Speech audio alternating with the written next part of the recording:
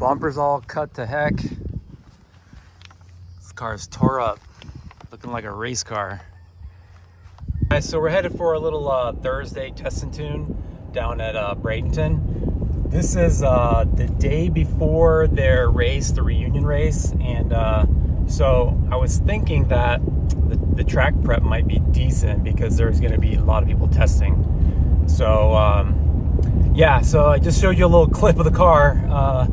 I did not film any of the stuff that I've done to the car, putting the turbo on, fabricating any of the intercooler piping, you know, putting the new intercooler on. I just didn't video any of it. I just decided, you know what, I'm just gonna do it and not waste time trying to videotape it, because I like to teach you guys stuff, and the thing is I don't feel comfortable enough showing you how to weld and all that. I do decent, but there's so many other good YouTube channels out there on welding and stuff like that. It would be a waste of time. I'm getting better, but I'm nowhere near the level of showing and teaching how to do it.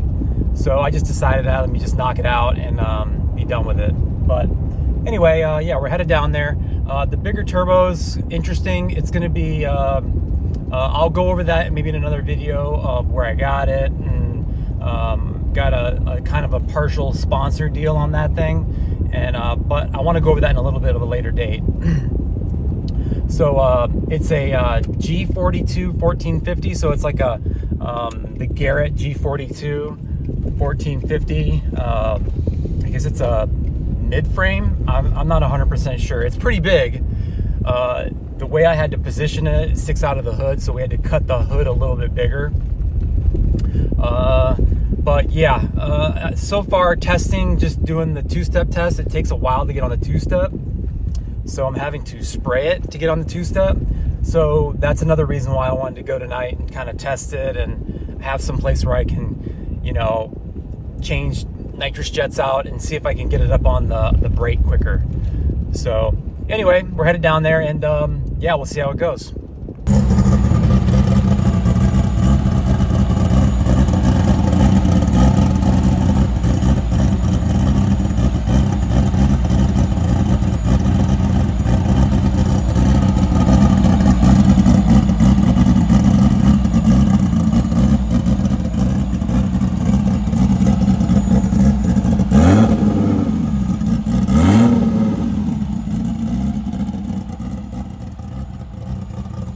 Okay guys, so I just got here, and I did a little quick test hit on the access road here, and just on the gate pressure, and it made around 207 kPa on the gate.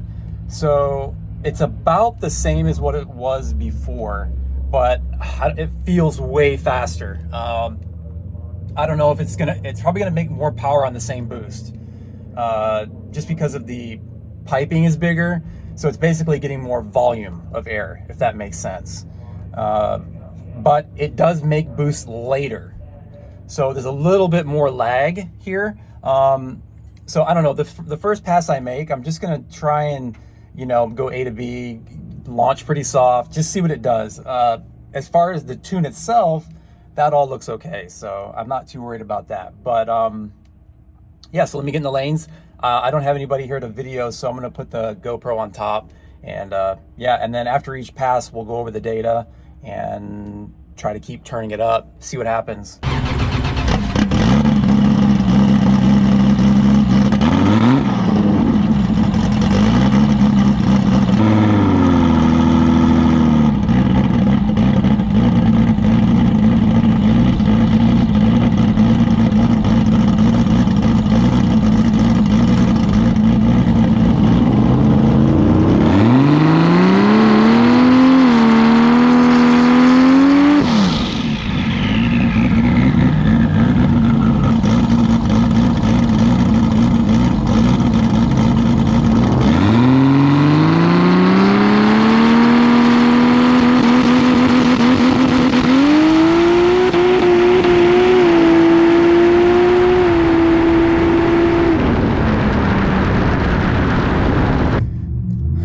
Okay, so hopefully y'all can see the log here.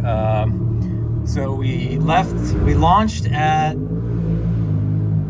around 5,000 RPMs, really close to 5,000, 48, 88, and then it bounced around 4,900 and around 190 kPa. And then at that point, we let go of the button and it just started spinning instantly. So you can see all this up and down is just spinning. I pedaled it right here. You can see right there, I went from 100% duty cycle down to 28 and then back up. So I tried to pedal it a little bit right there and then shifted into second and then third. All gears was just fishtailing down the entire track. So what I'm guessing is that they're saving all the glue and the prep for this weekend, and they're pretty much not going to prep tonight at all. So this is like kind of a throwaway practice session, which that's okay. I just need to figure out some data on this new setup, and everything works good. I mean, I put in 20% duty cycle on the gate, and I commanded 250 kPa, and look where it was. 252, 249, 246, 247, 250, 251. So I commanded 251 kPa or 250, and it was varying between 249 and 252. So I mean, the gate is holding it rock solid. So I was a little concerned about that with the bigger turbo, that I would get it would be laggy, but then it would run away on me. But it's not. So this is really good news. I mean, that's only 20% on the wastegate, and it was already 251 kPa. It went, I'll show you the time, even though it doesn't really matter because it spun like crazy. It went a 6.0 in the 8th. 151 60 foot, which that's just spinning the whole time. It was really spinning. You probably can't tell from the GoPro because it was on top of the car, but yeah, just spinning. So I don't know what I'm gonna do. I'm gonna go up and talk to them and just see if they're going to prep it, because if they're not gonna prep, I can't turn this up at all. I mean, I'd have to go the other way just to get it to make a pass, which, I mean, I can do that. I could just put it on the gate only just to see how the tune's doing and all that, which it looks really good. I mean, you can see the 0.80, 0.79, and I'm commanding 0.79, so hopefully y'all can see that. And it's staying right there. Right around here, it was bouncing around because we were spinning. Okay, and then I also lifted right here, which kind of threw this little area off. Because when you get back into it, like when you lift and get back into it, a rush of air comes in and it'll go lean for just a sec. So that's pretty normal. But yeah, I mean, for the first little lick, nothing fell off. That's the whole point of the first try, is my downpipe doesn't fall off, none of my intercooler piping falls off or anything like that. And I'll just go check everything just to make sure everything's okay. But all right, I'm gonna go talk to him and maybe we'll make another pass and we'll see what happens. All right, guys, we're gonna try it again. I didn't do anything to the tune. It looked like they were prepping the track, but now I'm seeing cars go down. So I did lower the tire pressure. I had the tire pressure up a little too high. It was like around 19. It should be at 17. So I lowered that. Maybe that'll keep it from spinning. So let's try it again. Okay, so of course the GoPro didn't work on that pass. I think I had it in time lapse or something. I don't know. But we're gonna make another one and I'll make sure I get this one on video. But yeah, it went really good. Here's the time slip. Let me flip this around. So here's the time slip. I'll show these time slips when they're like slow time slips, but I just don't want to, like, there's a no time race coming up in about 3 or 4 weeks.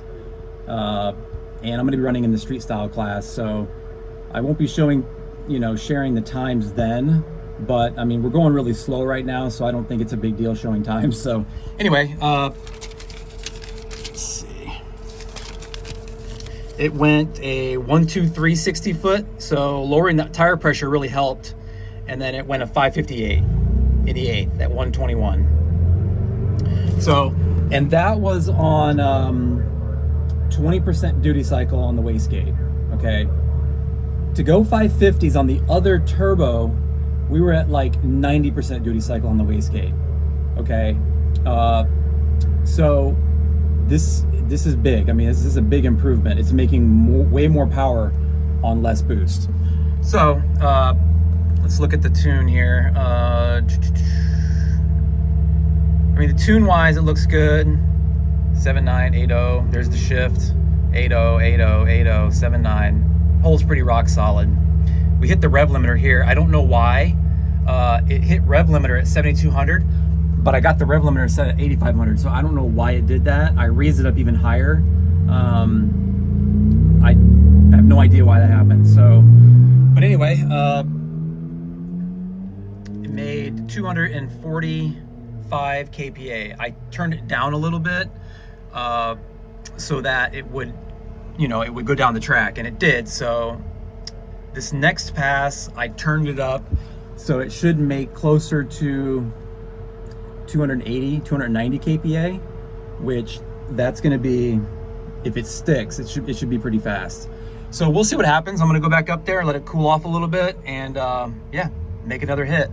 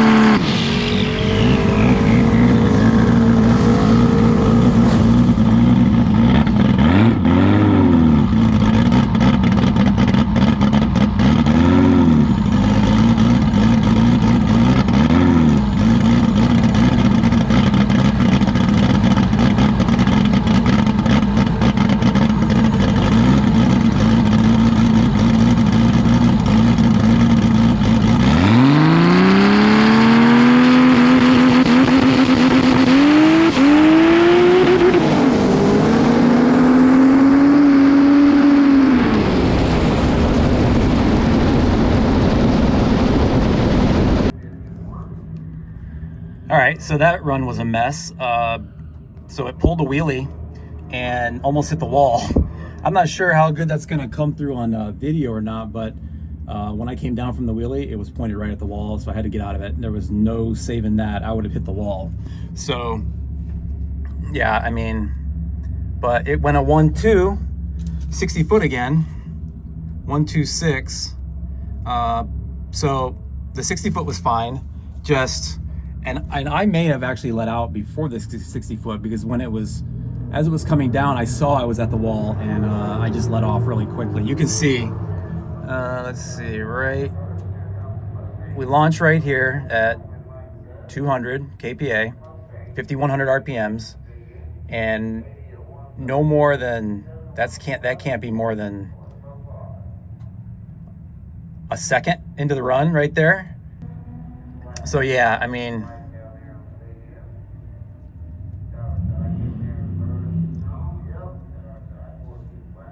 I was gonna get back into it here just to get some data, but I figured, what's the point?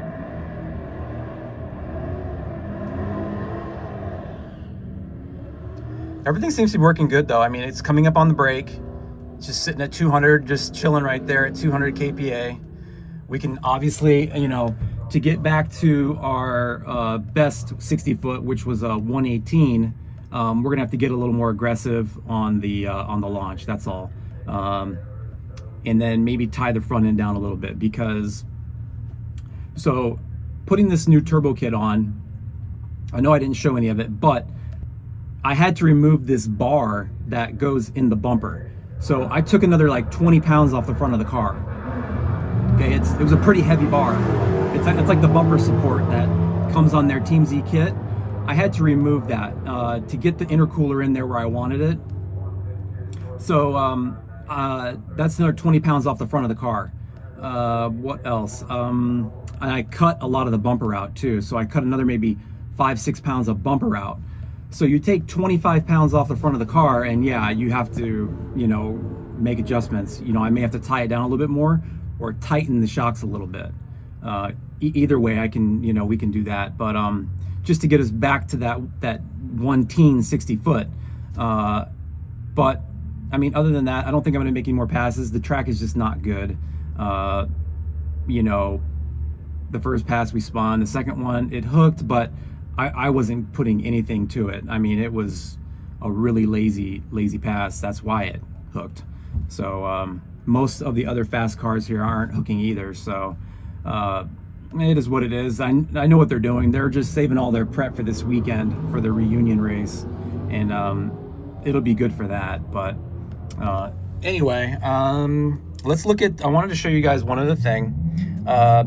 So this purple line here, okay, that purple line is my intake air temp. Okay, I want to show you something. With that new Vibrant 6-inch intercooler, okay, that's a 1300 horsepower intercooler. I want to show you the IATs, and I'll tell you what it used to be. Okay, so right here we're starting on the trans brake, and look at it, it's 32, and that's in Celsius. That's in Celsius, so I don't know what that is, maybe 75 degrees or whatever. But it's like ambient temperature. So 32, here we launch, 32, 32, 31. It actually goes down. Look at that, it goes down. And then continues in 32 and then 31. That intercooler is a beast.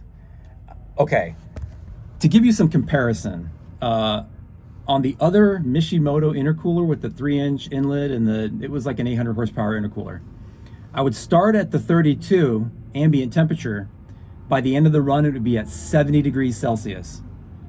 That is like 3 times, well, not 3, 2.5 times higher than what this intercooler is doing. I mean, imagine the power it's going to make out the back end if we can actually get this, you know, to stick and make a decent pass.